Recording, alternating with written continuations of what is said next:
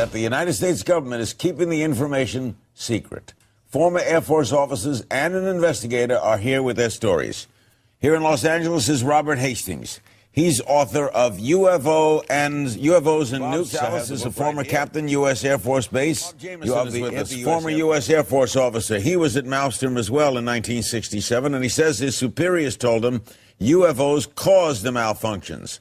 And in Peoria, Illinois, is Dr. Bob Jacobs, former First Lieutenant, U.S. Air Force, former U.S. Air Force photographic instrumentation officer. A UFO showed up on film that he shot in 1964 at Vandenberg Air Force Base, and that was later confiscated by CIA. Hastings, how did you get, what's your explanation for UFOs at nuclear weapon sites?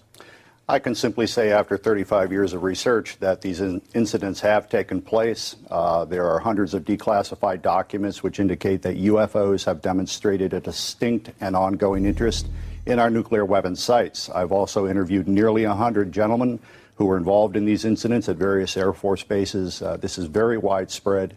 What you're seeing here this evening is the tip of the iceberg. How do they cause a malfunction? What do they do to cause something to not work? I think that's probably still an unknown. I know that Boeing engineers attempted to duplicate some of the malfunctions. They did succeed in doing that, but they still can't determine what initially caused them. Bob Salas could address that. Bob, what happened at Maelstrom in 1967? 1967, I was on duty as a missile launch officer. I get calls from my guards upstairs. First, I get one call saying that they're seeing strange lights flying in the sky, and I didn't pay too much attention to that. About 5 minutes later, the main security guard, the flight security controller, calls down, says he's looking at a glowing red object, very large, hovering over the front gate. He wants to know what to do. I tell him to secure the facility. We hang up. I go to tell my commanders. So within seconds of that call, my missiles start shutting down. I recall losing all 10 of them. You didn't see the object? I didn't see the object because I was obliged to stay underground in the capsule. By shutting down, we mean what?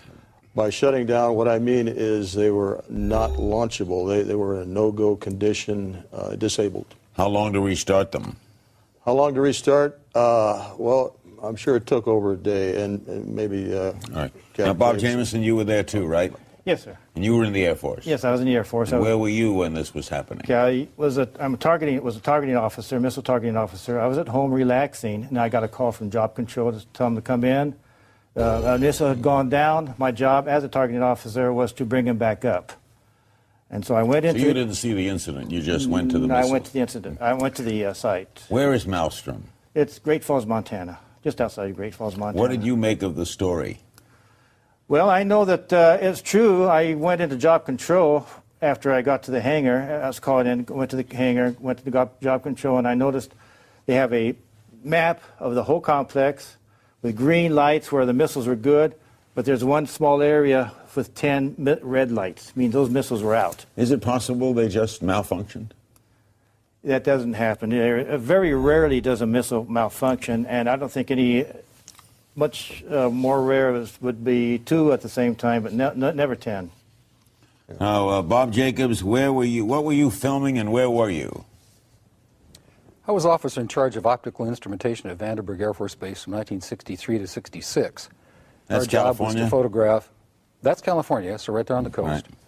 And our job was to photograph with high-speed instrumentation every missile launch from Vandenberg going down the test range. They wanted to find out if we could figure out a place to put a telescope where we could get a side view of the missile so that we could see all 3 stages of powered flight. So I went up to Big Sur, California, up on a U.S. Forest Service road on Anderson Peak, and I installed a telescopic sight up there. The Air Force flew in a huge catadioptric telescope from the Cape. It was built by Dr. Walter Manning at Boston University. They put the telescope up there, and with that thing, which had a focal length of 2,500 inches, we photographed an Atlas missile raising up out of the fog cover and flying down range. We got all 3 stages of powered flight, and as the dummy warhead and the package flew on down range, we were all celebrating the fact that we had seen the thing and accomplished the mission. When I got back to the base with the film the next day, I was called into the office of Major Florence J. Mansman, And there were 3 people in gray suits standing in there. There was a 16-millimeter camera and a screen set up. Major Mansman said, "Lieutenant, sit down and watch this." And he turned down the lights, turned on the camera, on the projector, and the film came on. And I recognized it as the film that we had shot at Big Sur the previous day. Toward the end of the flight, I was looking at Major Mansman saying, "Pretty good stuff, huh, sir?" And suddenly he said, "Just watch this." And as I watched, the warhead, the dummy warhead, the chaff that was put out in front of it as a decoy to deflect the Russian anti-missile tracking radar. Everything was flying along, and suddenly, in the same direction this stuff was flying at about 8,000 miles an hour, an object came into the frame, shot a beam of light at the warhead, flew up to the top, shot another beam of light at the warhead, flew around the direction it was flying, shot another beam of light at the warhead, flew down, shot another beam of light at the warhead, and flew out the same way it came in. The U.S. government does not obviously appreciate people such as myself and these gentlemen speaking out about this. What we're describing on an ongoing basis, decade after decade, at multiple Air Force bases, is disruption of our nuclear missiles. We have an email from Kyle in Plainville, Massachusetts. Why would UFOs only disable U.S. defense systems and not another country? Is there a lesson to be learned in all this? Or do you think maybe, Bob Salas, they have disabled other countries? They have. I know that there have been events in the Soviet Union where they have interfered there.